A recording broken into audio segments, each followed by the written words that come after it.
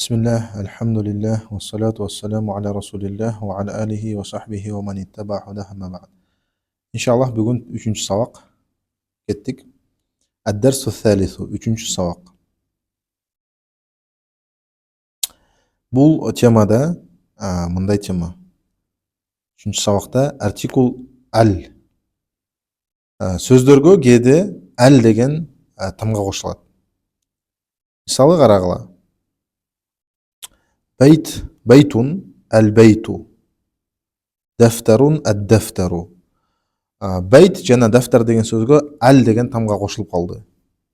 Не деген тамга? Ал деген эки тамга кошулуп калды. Мунун себептери көп. Ошолордун бирөөсү бул белгисиз нерсени белгилөө кылуу. Мындайча айтканда определенный, конкретный кылуу. И мындай эрежелер бар. Азыр эрежелерди өтүп кетели. Эгерде ал деген сөз, ал деген тамга, эки тамга сөздүн алдында келсе, сөздүн аркасында танвин жок болуп кетет. Карагыла. Дафтарун, бейтун, ал-бейту. Дафтарун, ад-дафтару. Эгерде биз ал-бейтун деп айтсак, бул эмне болот экен? Ката болот. Хата. Бул ката. Эч качан алиф лам келген сөздө танвин келбейт. Мунун мааниси, эң негизги мааниси бул конкретизация, конкреттүү кылуу. Китеп кайталы. Карагыла. Бейтун, ал-бейту. Qalamun, al-qalamu. Kitabun, al-kitabu. Jamalun, al-jabalu. Мен силерге мындай совет берем. Сөздөрдү жаттап жатканда эч качан танвин менен акыркы харакатын жаттабагыла. Бейтун деп жаттабагыла. Бейт деп эле жаттагыла. Себеби акыркы харакат көргөндөй өзгөрүп кете берет. Бейтун, ал-бейту болуп калышы мүмкүн.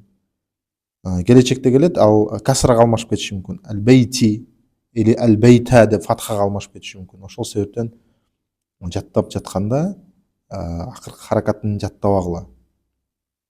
Жана жаттап жатканда алиф лам жок жаттагыла. Ал-бейту деп жаттабагыла. Бейт. Ал-бейтти каалаган учурда кошуп коесуңар. Эттик. Ал-qalamу максурун. Калем сынык дейт. Калем некен? Сынык. Ал-бабу мафтухун. Эшик ачык дейт. Ал-бабу мафтухун. Ал-валаду жалисун вал мударрису вақифун. Ал-валад бала отурат, мударрис турат дейт. Кеттик. Ал-китабу жадидун. Китеп жаңы. Вал қаламу қадимун. Калем эски дейт.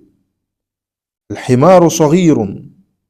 Эшек кичинекей. Вал хисану кабирун. Жана ат чоң дейт. Бул жерде конкретный эшек, конкретный ат жөнүндө сөз болду. Ал-курсию максурун. Отургуч сынык. Ал-миндилу васихун. Салфетка кир дейт. Ал-мау баридун. Су муздак. Ал-камару жамилун. Ай жакшынакай дейт. Ал-бейту карибун. Үй жакын. Вал-масжиду баидун. Мечит алыс дейт. Ал-хаджару сакилун. Вал-вараку хафифун. Таш оор, жана барак, варак деген барак деген сөз. Хафиф, жеңил деген сөз. Ал-лабану харрун. Лабан сүт ысык дейт. Ал-камису надифун. Көйнөк таза дейт. Баракаллаху фикум. Эми үйгө тапшырма силерге. Эгерде пока дома менен жаза бергиле баарын, бирок дома кийин өзгөрөт, иншаллах. Бардыгын дома менен жаза бергиле. Масжидун, ал-масжиду деп, биринчи же танвин менен жазасыңар, же танвини жок жазасыңар. Эгер алиф лам келип калса башында, танвини жок жазасыңар. Ал-мау деп. Эгер алиф ламы жок болсо, танвин менен жазасыңар. Маун деп. И аягына чейин. Экинчи көнүгү да ошол. Кстати, мен телеграмма жөнөтсөңөр болот. Мен силердин үй тапшырмаңарды текшерип берем, иншаллах. Муну кылбай эле койгула 3тү. 4тү да кылбай эле койгула. И 5те жаңы сөздөр.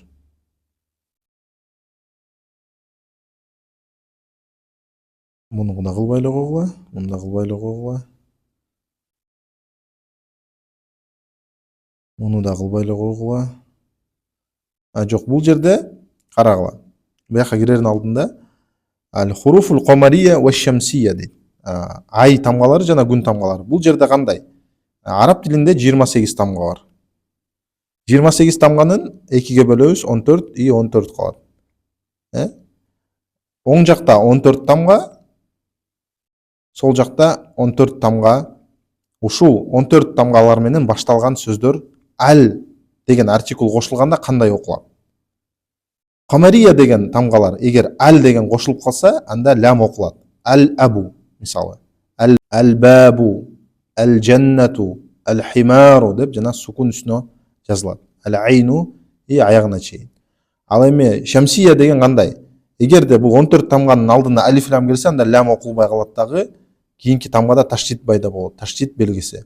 Шадда пайда болот. Ат-таджиру, көрдүңөрбү? Ат-таубу, ад-дику, ад-захабу, ар-раджулу, az-захрату, as-самаку и аягына чейин. Бул жерде ошол айтылып жатат. Бул жерде эмне кой дейт? Харакаттарды коесуңар таштит менен. Же таштити жок. Ал-бабу, ат-таджиру, ан-наджму деп. Экинчини кылбай эле койгула.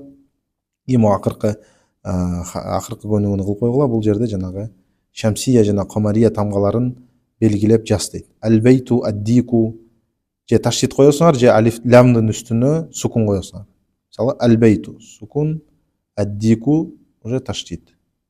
Wallahu a'lam wa subhanaka Allahumma bihamdika ashhadu an la ilaha illa anta astaghfiruka wa atubu ilaik. Assalamu alaikum wa rahmatullahi wa barakatuh.